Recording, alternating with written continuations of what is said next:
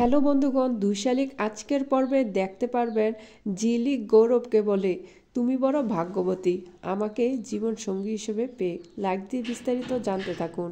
পিয়ারকে অফিসে ঢুকে দেখলো অনিমেষ রায়ের ছবি টাঙিয়ে রেখেছে আর তার ছবি পিছন দিক দিয়ে উল্টিয়ে রেখেছে।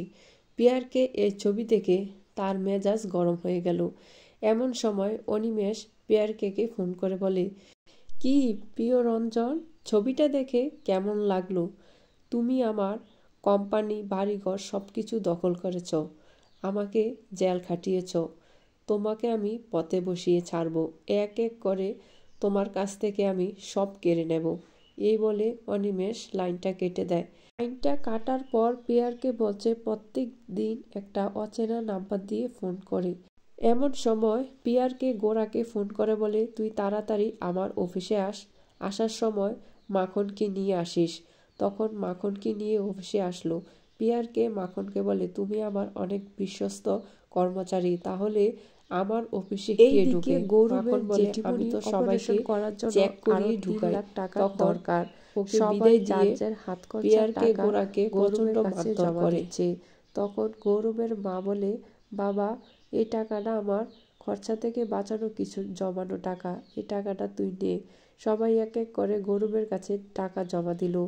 গৌরবের জ্যাঠাতো ভাই এসে বলে, আমার একটা ক্যামেরা ছিল, এই ক্যামেরাটা বিক্রি করে এই টাকাটা আমি জোগাড় করেছি, আমি চুরি করিনি, আমাকে নিয়ে তোদের কোনো অপমানিত হতে হবে না।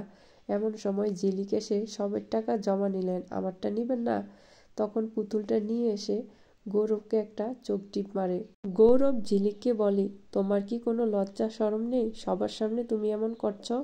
ঝিলিক বলে, আমি তো সবাইকে দেখি তোমাকে দিলাম। ঝিলিক সবাইকে বলে, আমার একটা কথা শোনো, ভাল্লুকের এত বুদ্ধি, রাতের বেলা আমার রুমে ঢুকে সব স্বর্ণ নিয়ে আসে।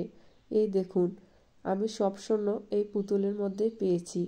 তখন গৌরবের জ্যাঠাতো ভাই বলে, এটা তো আমার মেয়েকে বার্থডেতে গিফট করেছি।